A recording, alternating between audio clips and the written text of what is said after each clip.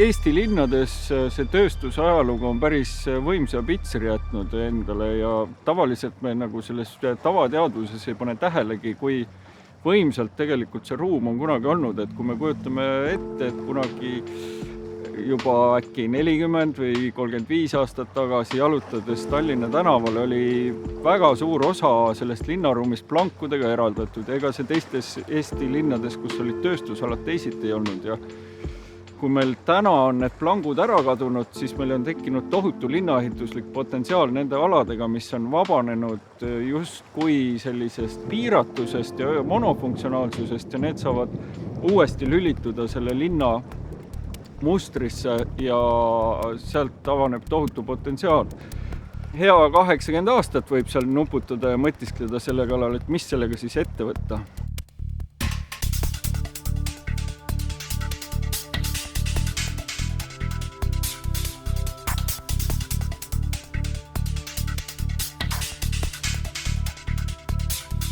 Kui me räägime sellest tööstuspärandist, mis meil täna alles on, siis see algab enamasti kuskil 19. sajandi keskpaigas sellised suurejoonelisemad näited, võib-olla siin Narva Kreenholmi vabrik ja mõned teisedki, aga ütleme, et selline tsaariaegse tööstuspärandi kuldaeg, et see jääb ikka juba sinna sajandi vahetusse, 19. ja 20. sajandi vahetusse ja 20. sajandi algusesse iseäranis.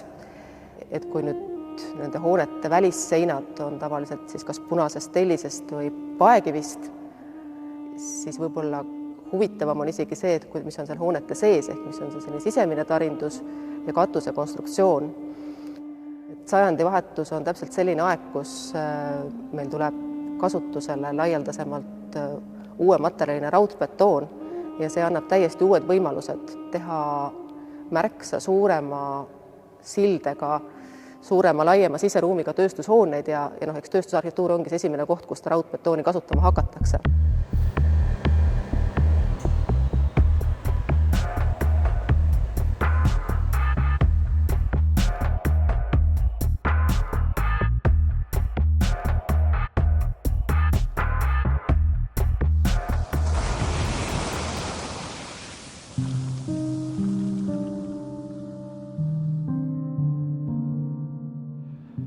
Rääkides Tallinna rannajoone kujunemisest, ei pea me tagasi minema väga kaugele, vaid aastasse 1907, kui Vene-Jaapani sõja järel tsaar Nikolai II otsustas Tallinnasse rajada siis toonase tsaari Venemaa suuruselt teise sõjasadama.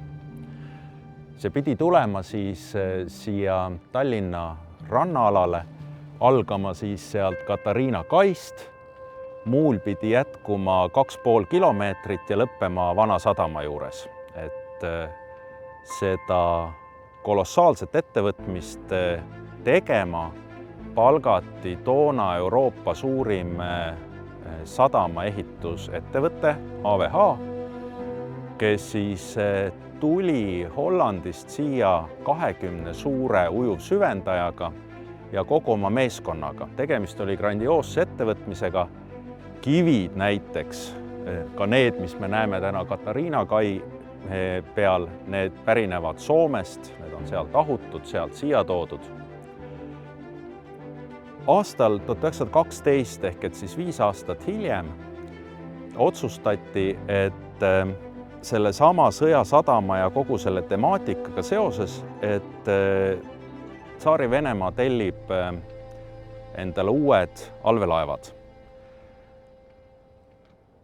Võib ainult oletada, millist siseinfot kasutades 2 nutikat ärimeest, kelle ühe nimi oli Nobel ja teise nimi Lessner, said haisu ninna, palkasid endale, ostsid üle Peterburi laevatehasest kogu juhtkonna sisuliselt, peamised insenerid, tegid siis siia uue ettevõtte ja vaid loetud aastatega ehitati välja siis kõik need toredad paekivihooned ja muud hooned, mida me siin näeme, ehk et siis see laevaehituse võimekus.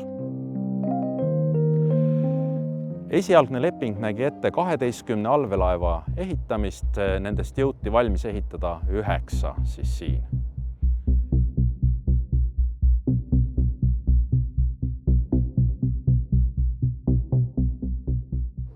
üks võib-olla huvitavamaid, mis on säilinud toonasest allveelaevade ja hilisematest laevade ehitamise ajast, on siin see Põik Elling, selline tore muruplats, kus on palju rööpaid. Seda tasub vaadata, sest tegemist on ühe vähestest, et mitte öelda ainsast analoogsest rajatisest, mis on tänapäevani säilinud Euroopas.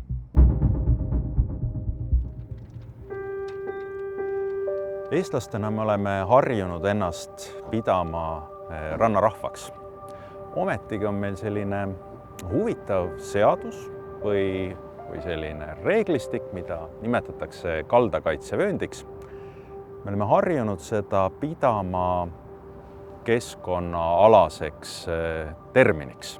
Ja nii ongi kujunenud selline omapärane olukord, kus meie rannarahvana saame veeäärset hoonestust taastada peamiselt ainult sadamaaladel, kus siis see kaldakaitsevöönd ei kehti. Ja üheks selliseks õnnelikuks kohaks, kus inimesed taas saavad tulla vee äärde, taas ehitada vee äärde, elada vee ääres, on just nimelt siin minu selja taga Noblessneris, kus siis on Tallinna kõige veelähedasem kortermaja. Noblessneri hoonestus sündis läbi rahvusvahelise arhitektuurikonkursi, kus ette anti siis detailplaneering. Detailplaneering visioneeris seda keskkonda siis pigem sellise kesklinlikuna, suletud kvartalitega, suletud hoonestusega kvartalitega, mis tähendab lihtsalt öeldes seda, et on sellised väikesed kvartali suurused majad, millel on sees sisehoovid. Avalik ruum on Noblessneris olnud algusest peale toona konkurentsitult kõige suurema tähelepanu all. Kui me vaatame, et siin on erinevad sillutise tüübid ja asjad, on selline kirjusus, siis tegelikult sellel kõigel on oma loogika. See juhendab inimest liikuma siin linnakeses, kas või seesama rannapromenaad, mis siit läbi läheb. Ja niisamuti ka teistel detailidel on oma tähendus. Tihtipeale me räägime haljastusest. Eestlane on lisaks rannarahval olemisele ka metsarahvas. Me räägime kuumasaartest, kõikidest sellistest tänapäeva väljakutsetest siis planeerimises ja ehituses. Vähem on räägitud sellest, et tegelikult vesi elukeskkonna keskel, olgu ta siis selliseks sadamaks, olgu ta siis mingisuguseks muuks veesilmaks või väikseks jõeks kuskil asumis, töötab täpselt sama hästi, et mitte veel paremini kohati võitluses kuumasaartega, kui seda on kõrghaljastus. Seetõttu ka Noblessneris tegelikult me oleme otsinud seda tasakaalu, kus siis nagu osaliselt vee olemasolu kompenseerib siis kõrghaljastuse vähesust.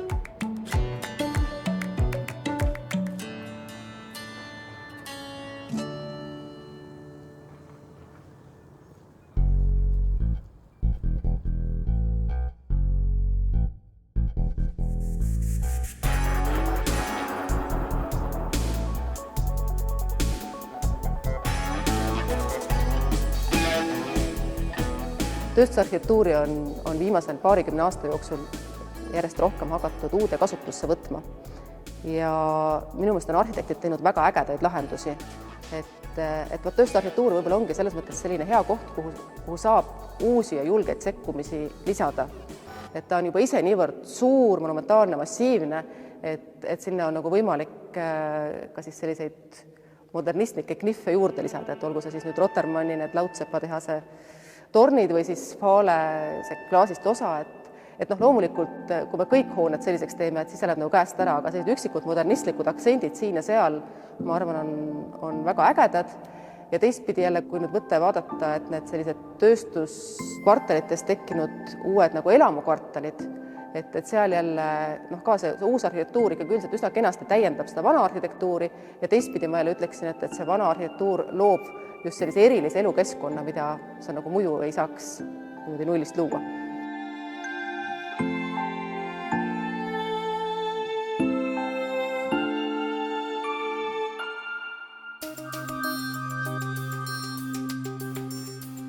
Tööstusarhitektuur on arhitektile väga põnev väljakutse ja meil on olnud võimalus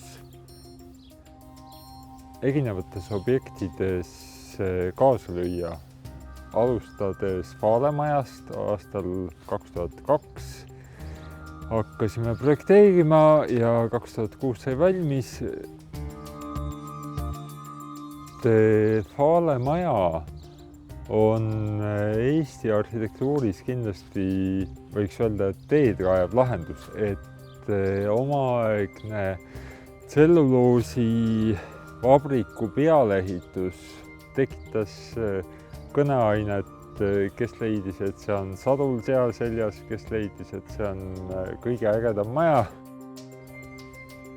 Et poleemikat ta tekitas ja suur rõõm oli selle maja nii-öelda sünni juures olla või taassünni, ütleme nii siis.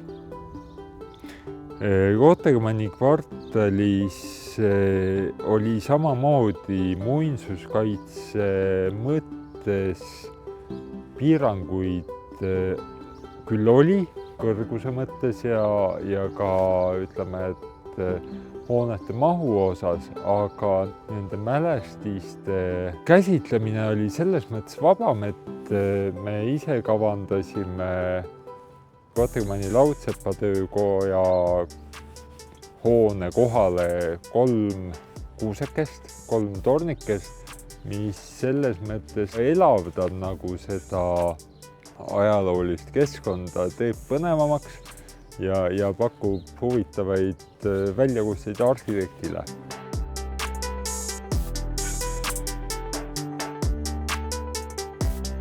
Kui Eesti Vabariik iseseisvus, siis mingis mõttes kogu selline ehituspilt muutus kardinaalselt. Et enamik nendest tsaariaegsetest suurtest tööstushoonete tellijatest olid ikkagi ju kas baltisakslased või lausa siis tsaaririik ise. Et nüüd siin Eesti ajal see selline tellija langeb ära, tegelikult langeb ära ka oskustööjõud alguses. Meil ei ole insenere, meil ei ole isegi nagu ehitajaid, kes ehitada, need olid kõik välismaalased, eks ole. Ja selline nagu oma insenerkond, kes suudaks ehitada, tekib meil alles 30. aastatel. Ja siis hakkab muutuma tõesti raudbetoonehitus ka nagu selliseks normaalseks või laialt levinud nähtuseks. Ehk tööstusarhitektuurist ta muidugi tegelikult on juba 20-ndatel, et kui me mõtleme siis Tallinna elektrijaama peale või väga efektsed on ju Tallinna filterveevergi raudbetoonist seemvahelaed. Aga ütleme siin 32. poolest või keskpaigast, et sealt kindlasti siis Ida-Virumaa suured kiviõlitehased Kiviõlis näiteks.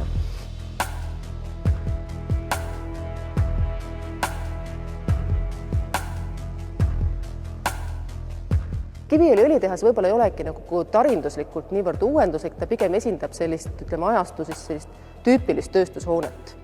Et seal on tegemist siis raudbetoon karkassiga ja täiteks on siis seal punane tellis sees. Et see on siis nüüd selline, ütleme, hea tase, kuhu oldi 30-ndateks jõutud.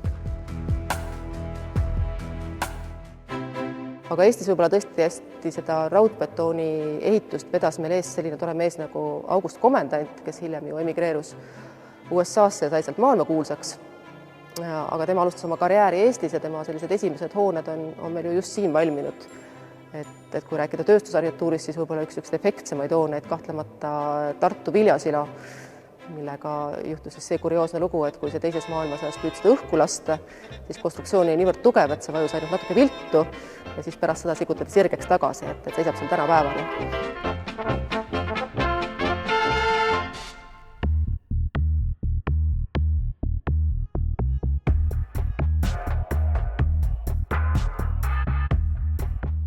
Tihti me käsitleme erinevaid ajalooperioode väga subjektiivselt. Nii tunduvad armsamad meile need perioodid, mis jäävad kaugemale ja vähem armsamad need, mis on võib-olla olnud lähiminevikus ja veel enam toonud esile negatiivseid emotsioone.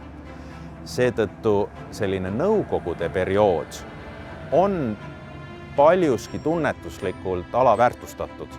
Samas, kui me vaatame keskkonna mõistes, siis see on siiski üks ajaperiood meie ajaloos ja seda ignoreerida oleks väga suur viga. Seetõttu pigem võiks pöörata enam tähelepanu, mõelda taaskasutusele ja nende väärtuste ümbermõtestamisele.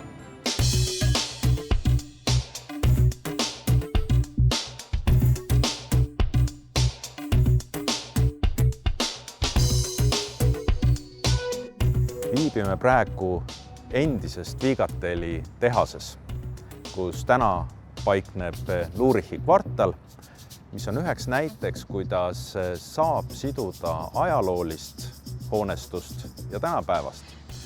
Ja ajaloolise all ei ole ja ei näe me siin ainult sellist muinsuskaitselist, sellist väärikat ajaloolist kihistust, vaid tegelikult eesmärk siin oli säilitada ka hilisemaid perioode nii nõukogude ajast, nii erinevatest tööstusperioodidest, erinevatest tootmisettevõtmistest siin, igast ajastust oma kihistus. Põnev on see ka selles osas, et lisaks nendele erinevatele hoonetele, erinevatele funktsioonidele, mis on siin läbi põimunud, paikneb siin ka Ülemiste esimene elumaja. Väga loodame, et selline mitmekesisus rikastab ka tegelikult meie keskkonda.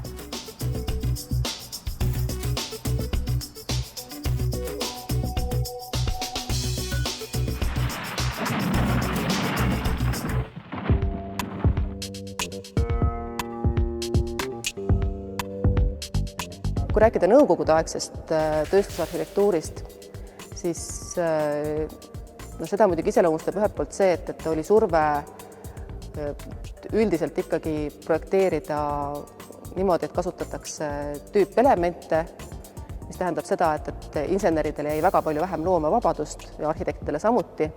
Et seetõttu me võib-olla oleme harjunud lugema sellist nõukogudeaegset tööstusarhitektuuri natuke ilmetumaks, eriti just vanem põlvkond.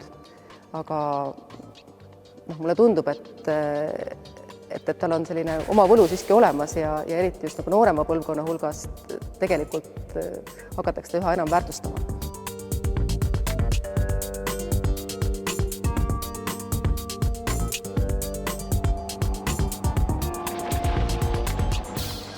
Viiekümnendatel, 60. aastatel, tegelikult juba isegi maailmas natuke varem, juba ütleme 30-40-ndatel, tulid moodi raudbetoon koorikkonstruktsioonid. Nendega saab teha hästi efektse vormiga ehitisi, selliseid kumereid ja voolujoonelisi ja sellepärast meeldisid nad arhitektidele, aga inseneride seisukohast oli muidugi tegemist ühe sellise kõige keerukama ja väljakutset pakkuvama konstruktsioonitüübiga, mistõttu sellega tegeleme meeldis väga ka inseneridele. Ja ega meil siin Eestis siis tegelikult ka kehvemat poldud, ka meil oli oma koorikute koolkond, mida vedas siis Tallinna Polütehnilises Instituudis professor Heinrich Laul, kes omakorda tegelikult oli ju August Komendandi õpilane veel kaudselt, nii et kuigi meil oli siin väga selline tugev teoreetiline koolkond, mis just oli spetsialiseerunud koorikute arvutamisele, siis neid realiseerida õnnestus väga vähe, sest toonane ehitussüsteem üldse ei soosinud raudbetoonkoorikute ehitamist. Raudbetoonkoorik on üks väga efektiivne tarind. See tähendab seda, et sinna kulub väga vähe materjali, aga sellest nõuab ta head oskustööjõudu. Aga Nõukogude Liidus teadupärast olid asjad natuke vastupidi. Nimelt oskustööjõudu nappis ja teistpidi jälle olid ehitusorganisatsioonid väga huvitatud sellistest materjalidest või ütleme sellistest ehitistest, kus on väga suur materjalikulu, sest siis sai niimoodi pool kõrvale kirjutada ja mustarturul maha müüa ja koorikutega oli seda väga raske teha, seetõttu koorikuid väga ei ehitatud ka. Aga mõned üksikud raudbetoonkoorikud siiski on õnnestunud ka realiseerida ja kõige esimene neist oli Narva mööblivabrik, tõeliselt uhke 12 silindrakoorikuga ehitis ja seda hakati ehitama 1960 ja selle siis projekteerisid tippinsenerid, eeskätt siis ütleme Heinrich Laulu juhendamisel või tema eestvedamisel ja see on arvutatud tegelikult ka jälle sellise maailmas unikaalse arvutusmeetodi abil, mille siis Heinrich Laul ise välja mõtles, et kuidas siis nagu sellist keerulist koorikute arvutamist teha inseneridele lihtsamaks ja tema siis töötas välja ühe sellise arvutusmeetodi ja kaitses selle põhjal siis Leningradis veel väitekirja. Ja nüüd see Narva silinderkoorikutega mööblivabrik ongi siis selle arvutusmeetodi järgi tehtud.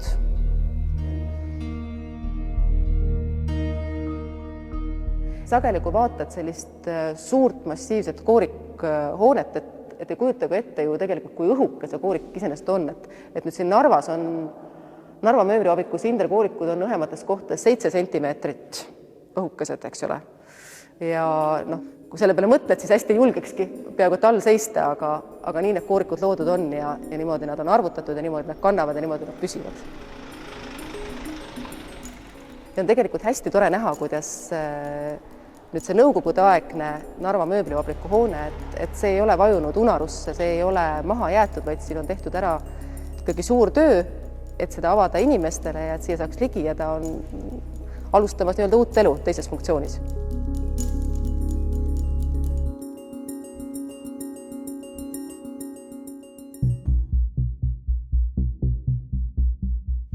Et nüüd lisaks Narva mööblivabrikule tegelikult õnnestus realiseerida veel mõned koorikkonstruktsioonid.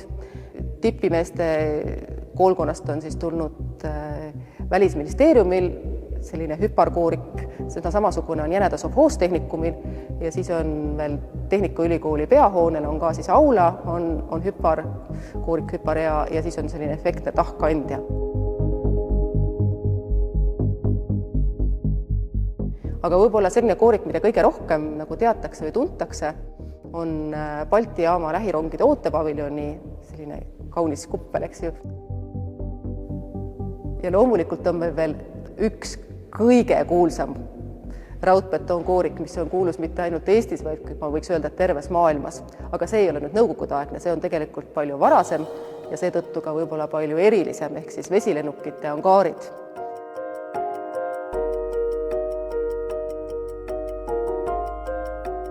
Ei saa nüüd öelda, et tegemist oleks esimese maailma raudbetoonkoorikuga, aga ta on kindlasti üks selliseid varasemaid ja ta jääb aega, kus alles hakati välja mõtlema, et kuidas need koorikud arvutada, et see on selles mõttes tõeline selline omaaegne inseneri kunsti meistriteos.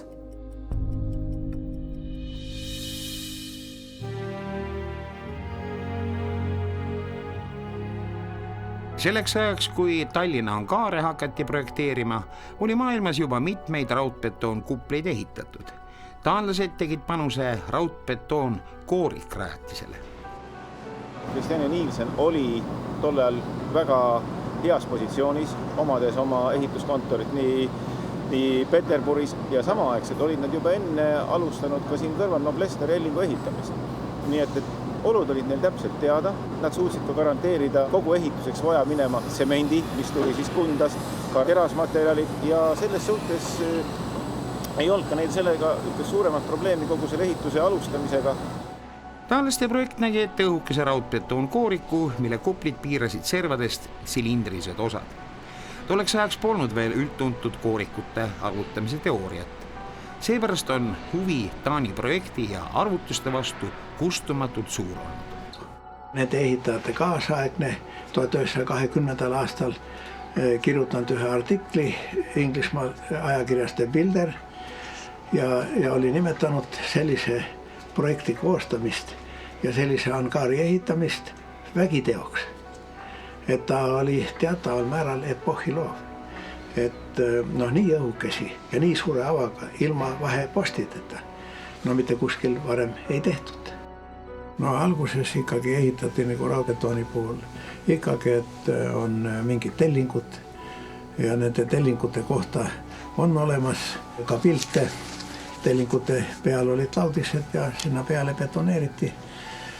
Et kuidas just seda keskmise kupli osa tehti, et nende pragude järgi, mis seal praegu on ja mida vihm on nagu läbi pesnud, on näha, et ta nagu ringidena alt mindi ülesse. Osa võis olla sektorite kaupa. Kuidas betooni üles toimetati, tihtipeale oli see, et lihtsalt see armeering oli ära tehtud ja laudist mööda kärutati ja nii teda betoneeriti seal. Meie lennuangaarid kannatavad vabalt välja võrdluse arhitektuuriajaloo kuulsamate ja mahukamate kuppelehitistega, nagu Rooma Pantheoni või Istanbuli Hagia Sophia katedraaliga. Kui vaadata Pantheoni plaani, siis 100x100 jalga vaba ruum hoone sees on suur saavutus. Sama on ju Istanbulis, kus Hagia Sophia oli ikkagi maailma ime omal ajal. Ja kui me võrdleme neid ehitisi, Hagia Sophiat, Pantheoni ja vesilennukite angaare ühel pildil, siis sisuliselt me näeme, et vesilennukite angaar on sama suur, et tegemist on sisuliselt ka sellise Jumalaema kiriku mõõtu ehitisega, kus sees ei ole poste, mis kannab külgedel, et tegemist on ikkagi sellises ajaloo kontekstis suursaavutusega.